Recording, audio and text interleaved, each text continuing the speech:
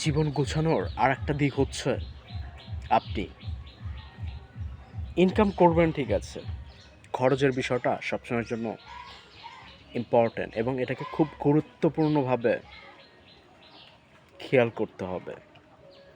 Income আপনার খুব বেশি থাকতে পারে, সমস্যা নেই, কিন্তু কোন খাতে, কোন জায়গায়, কোন পরিবেশে কত টাকা খরচ করছেন, এটা খুব প্রাধান্য একটা বিষয় বা গুরুত্বপূর্ণ ভূমিকা রাখে।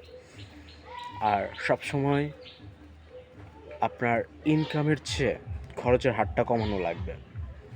তাহলে আপনি নিজেকে একটা ভালো প্রেজেন্টেশন করতে পারবেন।